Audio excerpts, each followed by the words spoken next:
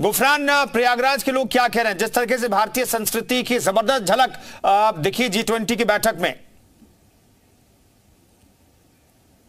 G20 जो है वो अपने आप में इस बार आज का जो था वो निश्चित तौर पर सनातन के लिए एक आज बड़े एक तरीके से उसकी खूबसूरती जो है वहां पर दिखाई दी। चाहे तमाम जो दूसरे देशों से जो प्रतिनिधि आए थे उनका जो वहां पर संबोधन हुआ या फिर उसके बाद दर्शन पूजन के दौर चले, उसमें तमाम चीजें दिखाई दी। प्रयागराज की जनता है, उन्हीं से सीधे जान लेते हैं। ये बताएं, प्रधानमंत्री नरेंद्र मोदी खुद सनातनी हैं और वो हमेशा अक्सर देखा जाता है कि सनातन धर्म को लेकर के अक्सर तमाम चीजें वो करते रहते हैं, लेकिन G20 का जो सम्मेलन था यहां पर भी उसकी झलक देखी गई। कितना बेहतर मानते हैं?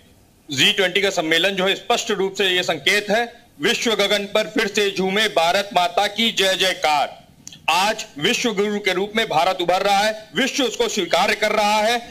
आज भारत माता की जय से राष्ट्र जिस तरीके से पूरे विश्व में भारत माता की जय जयकार हो रही है, इसको सबको स्वीकार करना चाहिए। लेकिन विपक्ष जिस तरीके से हमला कर रहा है, तो वो होता है ना, क्या कहा जाए, छोटे मन से कोई बड़ा नहीं होता, टूटे मन से कोई खड़ा नहीं होता, वही हाल विपक्ष का हो रखा है। भारत के लिए, भारतीय संस्कृति के लिए उनको डट के खड़े होना चाहिए। हाँ, जो कमियां है उसका विरोध करना चाहिए। ये विपक्ष अपना काम छोड़ के भारत का विरोध में लगा है। ये इंडिया, ये अंग्रेजों के द्वारा सौंपे हुए लोग हैं, ये अंग्रेजी मानसिकता के लोग हैं, ये स्पष्ट रूप से भारतीय विरोधी लोग हैं। हाँ, मोदी का विरोध कीजिए, गलत चीजों पे कीजिए। ये आज भारत माता की जय जयकार हो रही है विश्व गगन पे।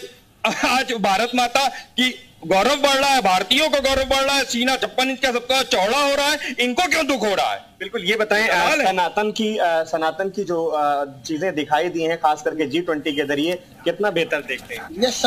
भैया सनातन तो कुछ मतलब कि सनातन की चीजें जो दिखाई गई हैं, सनातन मत जोड़िए, कोई हिंदू एक धर्म से मत जोड़िए।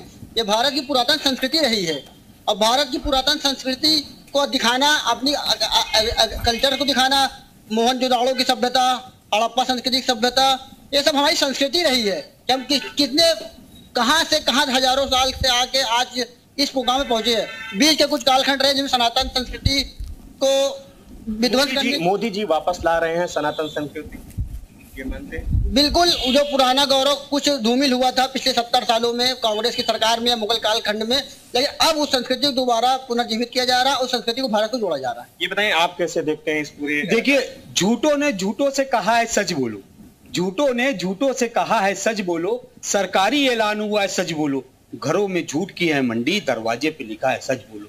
ये आज तक जब से भारतीय जनता पार्टी केंद्र में आई है और या मोदी, गुजरात से लेकर आज तक सिर्फ इन्होंने झूठ बोला है। झूठ की बुनियाद पर इनकी पूरी सरकार खड़ी है, इनकी बुनियादी झूठ पर है। इनकी बुनियाद जो है, जो पड़ी है, वो पूरी पड़ी है नफरत। प्रधान जो ऋषि सुनक जो है वो यहाँ आकर के दर्शन पूजन करते हैं, इससे तो भारत का मान बढ़ा ही है ना, हमारी संस्कृति का। देखिए, अभी जो G20 के जो यहाँ पे इवेंट हुआ है उसमें जिस तरीके से सनातन धर्म का प्रचार प्रसार किया, क्योंकि हमारा देश जो है धर्मनिरपेक्ष देश है। यहाँ पे तमाम दुनिया के राष्ट्र अध्यक्ष आए, सभी धर्म के लोग थे, उनके सामने क्या मैसेज गया? 40 साल पहले इंदिरा जी के ठीक है, उनके पास मैसेज गया है कि भारत उभरता हुआ देश है, भारत की संस्कृति बहुत संपन्न है। रामानुज का रुख कर लेते हैं, हमारे साथ सहयोगी देहरादून से जुड़ रहे हैं और उनके साथ भी जनता मौजूद है। रामानुज, आपके साथ जो जनता मौजूद है वो क्या कह रही है, उनकी सोच क्या है? बिल्कुल, उत्तराखंड की आम जो जनता है, जो लोग हैं, वो क्या कह रहे हैं कि G20 सम्मेलन में जिस तरह से भारत के सनातन धर्म को देखने को मौका मिला विदेशी मेहमानों को, आप क्या सोचते हैं? इस समय सनातन धर्म की जय जयकार हो रही है। सत्य सनातन धर्म की जय हो, वसुधैव कुटुंबकम। ये जो हमारे सनातन धर्म की जो टैग लाइन है, आपने देखा होगा, जो अभी G20 समिट संपन्न हुआ, वो चरितार्थ हुआ और पूरा विश्व जो है इसी वसुधैव कुटुंबकम की भावना के साथ एकत्रित हुआ। और जब से मोदी जी भारत के प्रधानमंत्री बने हैं, आपने देखा होगा सनातन धर्म का स्वर्णकाल चल रहा है और अमृतकाल भी इस समय चल रहा है और नए नए आयाम हम स्थापित कर रहे हैं, चाहे मंदिरों की बात हो, चाहे योग की बात हो, चाहे हमारे आयुर्वेद की बात हो। बहुत अच्छी बात आपने की। आप बताइए कि आप इनकी बात से सहमत हैं और इस समय सनातन धर्म की जय जयकार हो रही है? हाँ, इस समय भाजपा सरकार में मतलब सनातन धर्म को प्रमोट किया जा रहा है। मतलब मतलब बहुत अच्छे से। पहले हमारा राम मंदिर का जो निर्णय था वो हमारे पक्ष में आया, हमारा मंदिर बन रहा है। तो आप लोग खुश हैं? हाँ, हम बहुत खुश हैं। बिल्कुल। आप बताइए, आप क्या सोचते हैं? बिल्कुल सही है। आपकी क्या राय है? ठीक है रामानुज, मैं लौटता हूं, दोबारा से लौटता हूं आपके पास। विवेक एक बार रुक कर लेते हैं फिर से। अब लखनऊ से हमारे साथ मौजूद हैं विवेक। वहां जो आपके साथ लोग मौजूद हैं वो क्या कह रहे हैं, क्योंकि हर एक तस्वीर जो G20 बैठक से जुड़ी हुई सामने आई उसमें भारतीय संस्कृति सभ्यता की झलक दिखाई देती रही। बिल्कुल, न सिर्फ भारतीय संस्कृति की सभ्यता और झलक दिखाई देती रही, बल्कि भारतीय खान पान का भी जो मुजाहिरा पेश किया गया वो भी अद्भुत है। हमारे साथ बहुत सारे लखनऊ के लोग हैं। G20 को लेकर क्या सोचते हैं, संस्कृति किस दिशा में जा रही है, कितना देश को फायदा हुआ है, क्या कहेंगे सर आप? देखिए, G20 भारत ने अध्यक्षता की और भारत के प्रधानमंत्री आदरणीय नरेंद्र मोदी जी ने जिस हिसाब से इसको भव्य रूप देने का प्रयास किया, लखनऊ से ही उसका शुभारंभ भी हुआ था। लखनऊ में बहुत निवेश को लेके भी बैठक हुई थी और आज जिस हिसाब से देश विश्व के 20 देशों के राष्ट्राध्यक्ष दिल्ली में पहुंचे हैं और पहुंचने के बाद जिस हिसाब का इंतजाम था वहां से, वो दुनिया में एक भारत को अलग नज़रिए से देख रहा है। आज विश्व, अभी लोग आते थे कि कहीं न कहीं इधर उधर भटकते रहते थे, आज देखिए विश्व के लोग आ रहे हैं दिल्ली में और मंदिरों में जा रहे हैं, दर्शन कर रहे हैं। भारत का जो छवि है वो सनातन की तरफ, भारत विश्वगुरु बनने की तरफ अग्रसर हो रहा है। ये पूरी जनता इससे बहुत आह्लादित है। हम भी बहुत खुश हैं कि हमारे देश का प्रधानमंत्री मोदी जी ने एक नाम बढ़ाया है और जनता भी खुश है। आप क्या कहेंगे सर, जो इन्होंने बात कही कि पूरे विश्व से लोग आ रहे हैं और मंदिर खासकर जिक्र किया, ऋषि सुनक ब्रिटेन के प्रधानमंत्री अपनी पत्नी के साथ मंदिर गए थे, बहुत सारे और लोग भी मंदिर गए थे, तो ये एक सनातन धर्म की संस्कृति को आगे बढ़ाने का जरिया हो सकता है ऐसा आयोजन? नहीं, देखिए, बहुत ये सुंदर अतिथि देवो भव की परंपरा को परिलक्षित करते हुए भारत के यशस्वी, लोकप्रिय और विश्व के नेता नरेंद्र मोदी ने यह सिद्ध कर दिया कि वाकई में भारत जो विश्व गुरु के पटल पर प्राचीन समय से स्थापित था।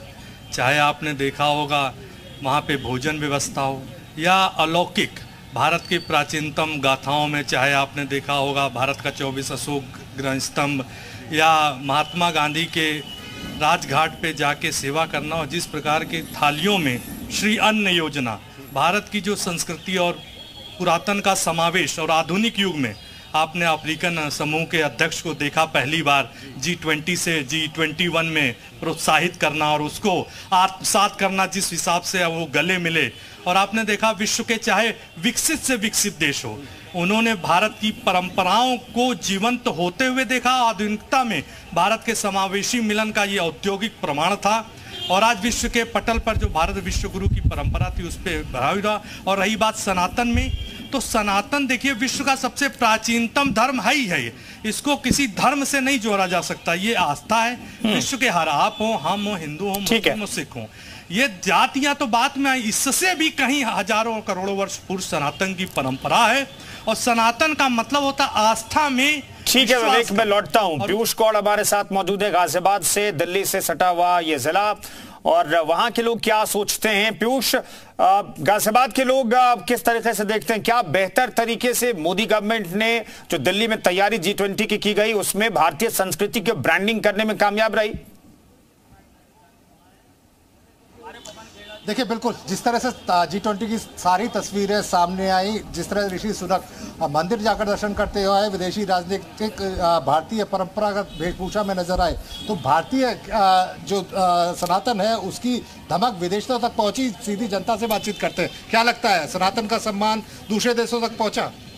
पूरे देशों में पहुंचा, जितने भी हमारे विश्व है, विश्व में हमारे जो देश है राजगुरु के नाम से तो फेमस है ये कि मोदी जी ने ऐसा काम कर दिया है कि हमारी जो आने वाली पीढ़ी है वो विदेशी सब उसे पूजेंगे।